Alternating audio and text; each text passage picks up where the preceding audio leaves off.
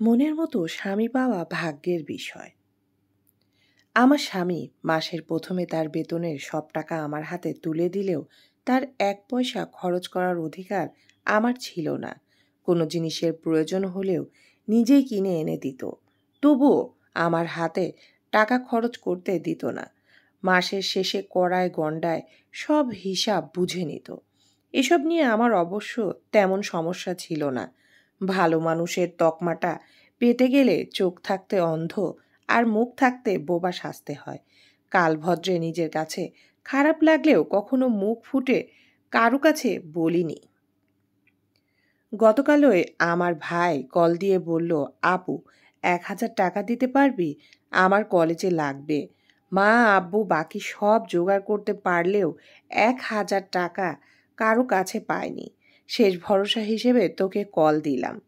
মধ্যবিত্ত পরিবারের যদি বাবার বয়স বাড়ে আর কোনো নির্দিষ্ট উপার্জনের পথ না থাকে, তখন ওই অভাব কাকে বলে স্পষ্ট হয়ে ওঠে।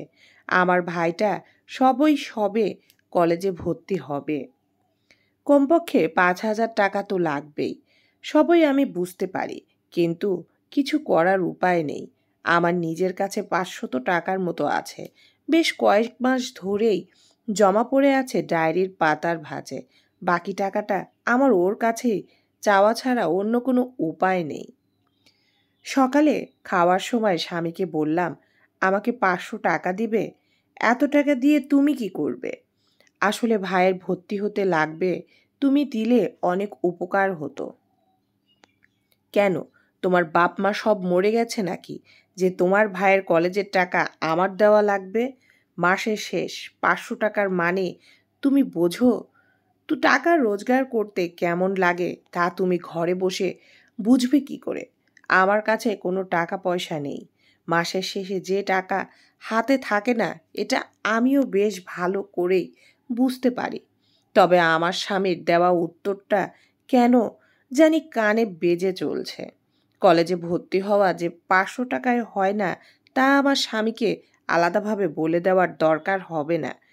নিজ থেকেই বুঝতে পারে। ফারহানা হার মানল। সেদিনের পর থেকে কখনো স্বামীর কাছে টাকা চাওয়ার প্রয়োজন পড়েনি। আমার খুব বেশি প্রয়োজন হলেও নিজের জন্য বা বাপের বাড়ির কারুর জন্য কিছুই চাইনি। আমার স্বামী অবশ্য সেদিন অফিস থেকে ফেরার পথে 1 কেজি গরুর গোস্ত আর পোলার চাল এনে বলেছিল বিরিয়ানি রান্না করতে রাতে। অনেক দিন খাওয়া হয়নি, তার জন্য রান্না করেছিলাম ঠিকই, কিন্তু আমার গলা দিয়ে অমন সুস্বাদু খাবার নামেনি।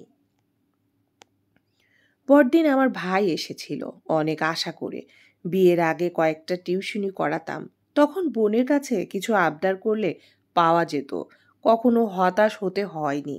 সেই ভরসা নিয়েই হয়তো এসেছিল।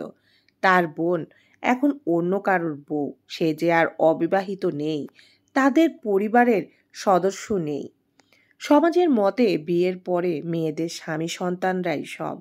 বাবা মা ভাই বোন নিহাতি তার বাড়ির আত্মীয় মাত্র।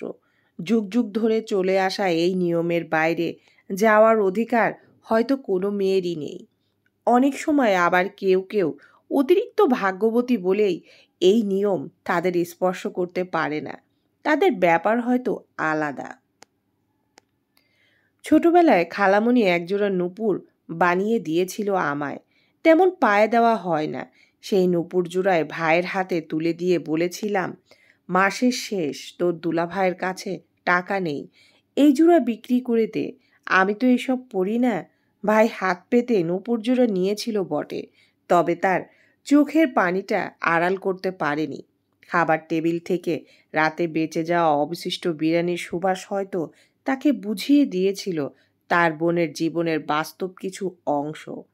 স্কুল পাশ করা ছেলের বয়স তো খুব একটা কম নয়। ভাই চলে যাওয়ার পর স্বামী অবশ্য জানতে চেয়েছিল ভাই কেন এসেছে। বলেছিলাম আমাকে দেখতে এসেছে।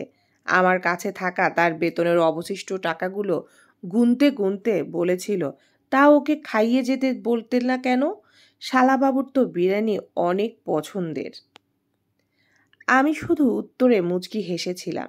এসব সামান্য কারণে সংসার ফেলে চলে যাওয়ার মতো মেয়ে আমি নই। একা থাকার সাহস জোগাতে পারলেও সমাজের তিক্ততা মেনে নেওয়ার সাহস আমার কখনোই হবে না। স্বামী সংসার ছেড়ে যাওয়ার চিন্তা আমার মাথায় আসেনি, শুধু মনের কোণে কোথাও একটা গভীর ক্ষত হয়েছিল, যে ক্ষত থেকে ব্যথা ক্রমশই আমার ভিতরে ছড়িয়ে পড়েছে। কষ্টে চোখের পানি বেরিয়ে এসেছে, তীব্র ব্যথা অনুভব হয়েছে, পরে আবার ক্ষতটা শুকিয়েও গেছে। আচ্ছা, এসব ক্ষত কি কখনো শুকিয়ে যায়? সমাপ্ত।